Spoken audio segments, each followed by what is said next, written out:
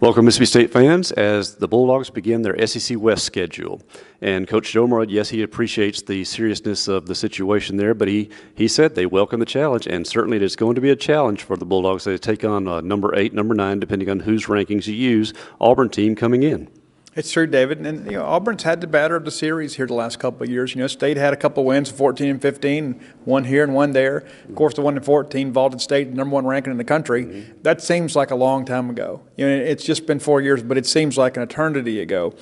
And it really felt like a long time Saturday night when you begin to look at that team.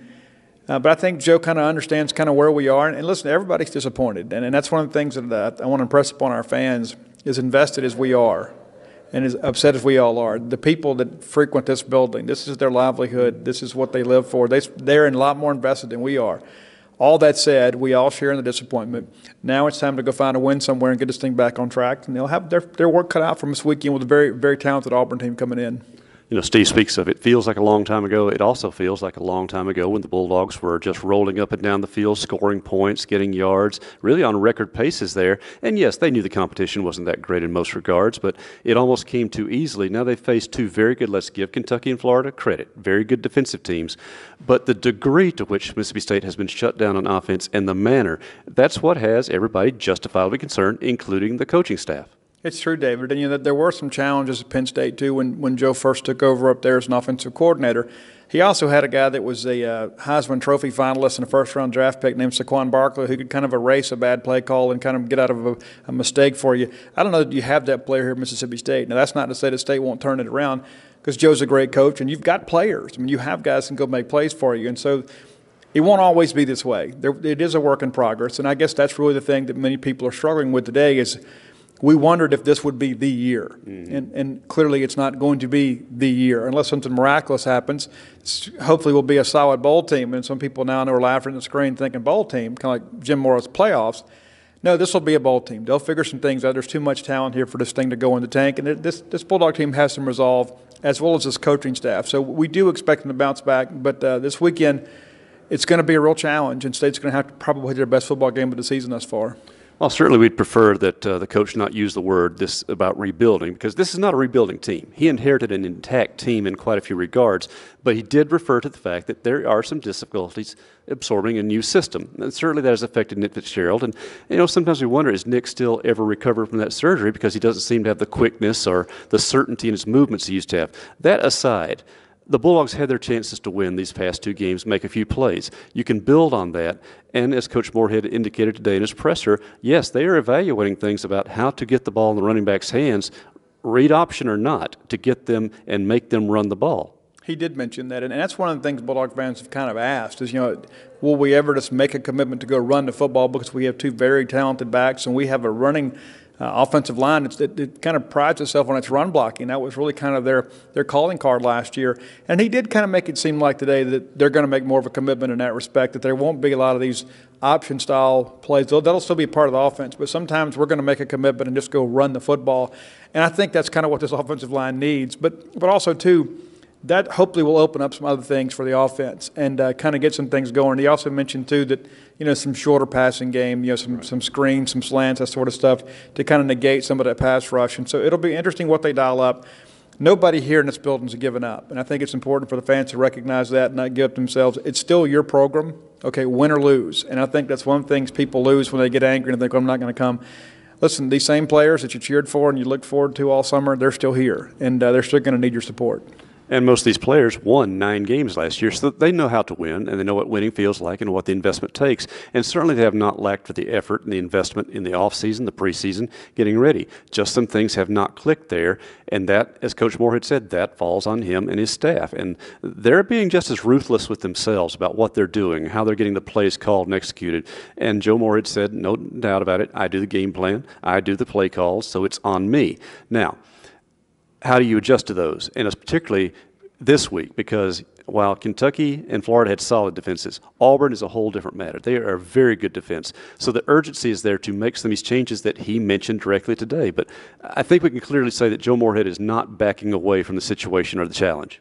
No, I didn't get that sense at all, and I felt he still remains confident. And it would be understandable if you second guess yourself a little bit, not about the job itself, but just kind of saying, what, we've got to get back to basics and not assume anything. And I think there's a real inventory being taken place here, and I think you kind of get a sense of that today, that this is a very unforgiving schedule, but nobody here is going to go run and hide and feel sorry for themselves, because nobody in the league is going to say, well, we're playing Mississippi State, let's give them a break. That's not going to happen. We know that all too well.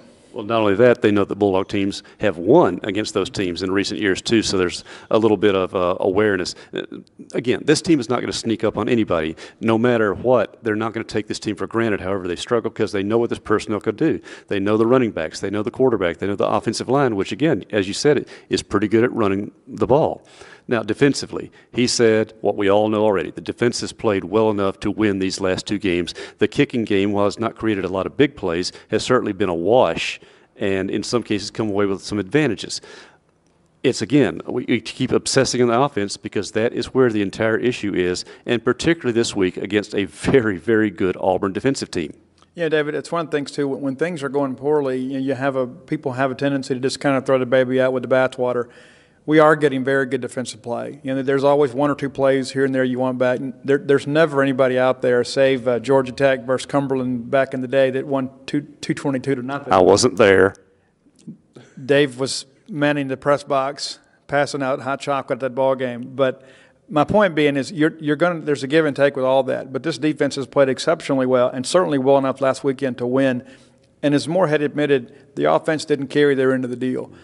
They're going to put it all together at some point. Now, hopefully it'll be this weekend, but the bottom line is State's playing pretty well in most facets of the ball game.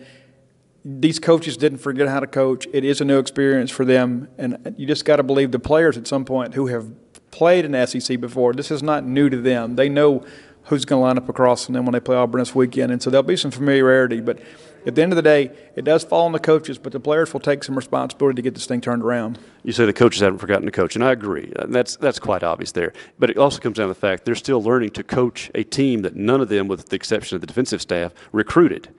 So they're still learning about each other. And maybe in the old days you could have radical changes in season because you had more practice time or more contact time. You're so much more limited now in your spring, your summer, even your preseason, that basically what you put in is what you're going to run that season.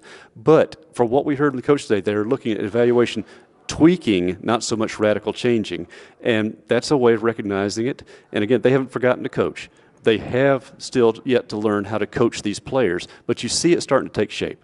Well, I hope so, David. And the hope last week is that, that maybe Kentucky was a ball game that we had taken for granted and kind of overlooked and looked ahead to Florida. And then, quite frankly, we sacrificed. We scored 1 less point, but gained 1 more yard. And I don't think that's a trade that Bulldog fans are willing to make. And so it's pretty much the same feeling we had, but now we recognize that it wasn't a fluke, that it's just really more of a trend. And the bigger concern is this offense capable of making plays in the Southeastern Conference? And that kind of remains to be seen. And we'll get another test this weekend, probably against the best defense that we face to date. And possibly the best or second best defense they'll face all season. A couple other updates from today. He said there were no changes to the injury report. Jamal Peters is still week to week. And honestly, I'm not sure any of us expect him to play this season. Let's see, Austin Williams, lower body. Darrell Williams was hurt in the game the other day, and maybe a little bit iffy here early in the week, but I certainly expect him to be ready by game time because he did come back and play. And everybody else, John Abrams, who, by the way, we're told made a very emotional and effective speech to the team last night, unexpected, but went very well. He is healthy this week. So health-wise, the Bulldogs should be good for the Auburn game. And he also made, by the way, we passed the 5-game mark, so he wanted to clarify something about a couple of guys that maybe we're thinking, are they redshirting or are they not? Yeah, David, and that's one of those things that with some of those veterans, if they're not going to play in the four ball games, it's maybe smart to redshirt them. And we'll see what happens with Jamal Peters. I mean, we expected, you and I discussed shortly after the injury, not to expect him back before the bye week. I think that's an issue that is probably something that will be determined as we get deeper into the year because he's a guy that has NFL aspirations, and really they all do. But he is a guy that's had some evaluations that make you think he would have an opportunity to play professional football. He might benefit from having a full senior year under his belt, and that's something that we'll just kind of wait and see what happens over the course of the next few weeks. And you brought up Devontae Jason, who's been not used a whole lot the last couple of games. Yeah, he did, and he's a guy that a lot of people expected, that he would, possibly be a starter this year, and so they're working through some things with him. And Joe has said repeatedly, we're going to put the best 11 on the field that give us the best chance to win. And so the one things that I would tell people too, we don't have the benefit, nor do they, of watching practice each and every day. These coaches do, and you have to put some trust in their evaluations. They know what these guys do with and without the football, and they're not going to withhold a great player, a difference-maker type player, if they feel like that he's in a position of need that could help the team move forward this year. So that's our report from today's press conference with Coach Joe Moorhead. We get offensive players and coaches on Tuesday, the ones that are selected for us, and defensive this case on Wednesday. And later in the week, Steve and I will get together and talk more about the Auburn matchup and the implications thereof. And, of course, the fact that the Bulldogs can be looking forward to an open date after that, when I imagine there'll be a lot of real evaluation, stock taking, as you'd like to say, there, because you get the break before you hit the rest of it. But the main point being, it's Auburn week. SEC West play begins for a Bulldog team coming off 2 losses to Eastern teams. And now the challenge only gets stronger, but so does the need to get out there to make the plays, to do what this team is certainly capable of doing, because they've shown they can do it in previous seasons. And that's been the commitment we've heard from the coaches, a lot of talk in that regard. And now we'll see how it plays off. 6:30 this weekend for the Bulldogs on Scott Field. It is a sellout, so use those tickets. If you're not going to use your tickets, get them in the hands of somebody who will. So for our entire staff at Gene's Page 24/7 with Steve Robertson, this is David Murray.